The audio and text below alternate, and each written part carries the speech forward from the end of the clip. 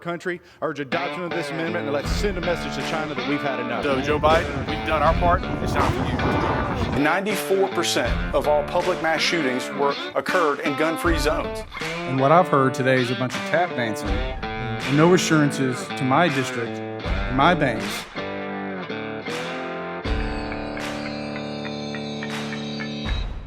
Hey guys, welcome to What's Up in Washington. You know, it's been a busy week, but really it's been a busy couple of months, and so I figured I would do a quick highlight. Over the past couple of months. First of all, credit to the legislative team and my staff in general, but this has been the most prolific office. My office has been the most prolific of all of the freshmen thus far. That could change, of course, is we've passed more legislation, so we've passed 6 amendments. One of those that I'm particularly proud of prevents China from being able to mine on U.S. owned lands, and also any subsidiary or any company that has ties to China, it cuts them off. So that's huge as we kind of push forward on energy independence. But we've passed 6 amendments, and then I've co-sponsored 104 pieces of legislation, and that's significant because it's not just signing onto a letter or a piece of legislation. There's a lot of research that goes into every one of those as we look at the pros and cons, and so I think there's probably days that the legislative team are wondering why we're pushing so hard, but we all know that our country's in peril. I mean, I liken America and our budget and where we're at to the Titanic. It's a big ship. It turns slowly. We know that on the horizon there is a collision, and if we correct course today, we have plenty of time to avoid that collision. But it does take action, and so which is why we passed the debt ceiling plan. Of course, I'm jumping around on my notes here, and my staff's gonna be like, "You didn't stick to the script," but that's, you guys know me, and that's how I roll. But what's important is in March, the Freedom Caucus, which I'm a member of, we put out a framework for the debt ceiling. Budget cuts up front. Like, I don't know about you, but I don't necessarily trust government math. So any promised savings in the future, I'm going to question. And so it raises the cap $1.5 trillion, but we get just short of $1 trillion in budget cuts up front.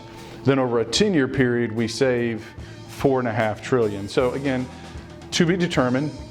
But we were very thoughtful in what we put into the bill because it had to be something that the 5 families, if you haven't heard that term, that refers to basically the 5 factions within the Republican Party in the House of Representatives.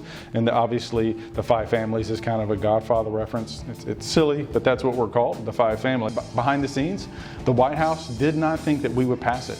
The Senate Democrats did not think that we would pass it. In fact, we know that they have press releases ready to go saying that the Republicans in the House would fail. But you know what? We succeeded. Biden, in his own words, said that it's part of the normal political order of things to have an increase with budget cuts. So now he's talking about out the other side of his face and saying, well, we don't do that. Yeah, we do. In fact, on camera, you said it. So with that, we're in a good place. This will probably come down to the wire. Probably means that those of us in Congress will miss Memorial Day and those types of things, but this is the job we signed up for, and this is the job we're going to do.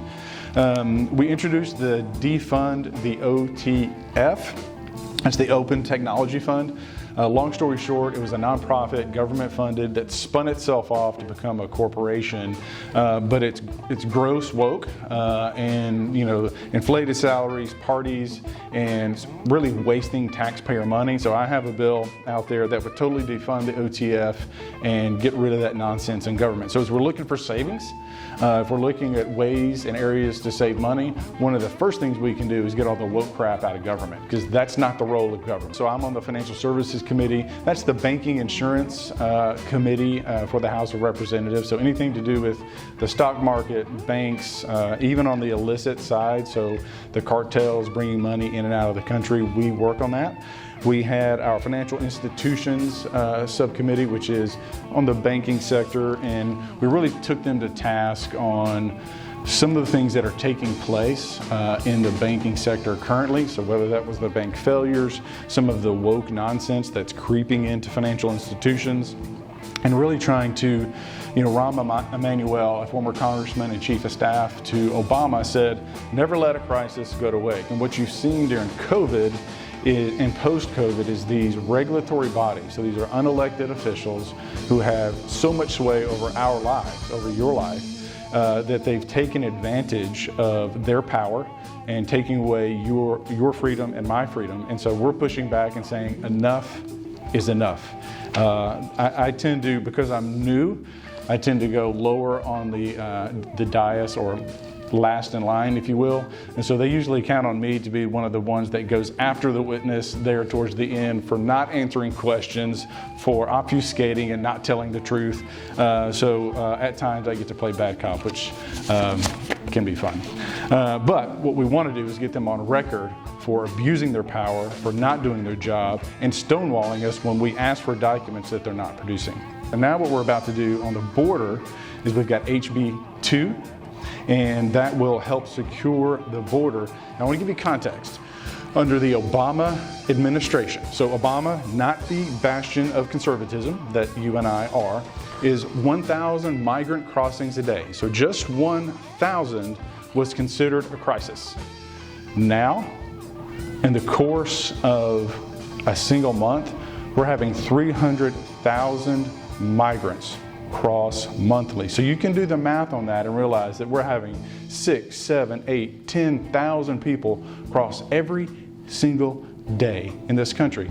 There's one person to blame for that, and that is Biden. Even Obama recognized that a porous border was a risk to our country, national security, economically, etc.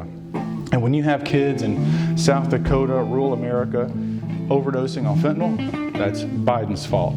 The two largest, by the way, migrant communities of illegals in the country are in Los Angeles and New York City.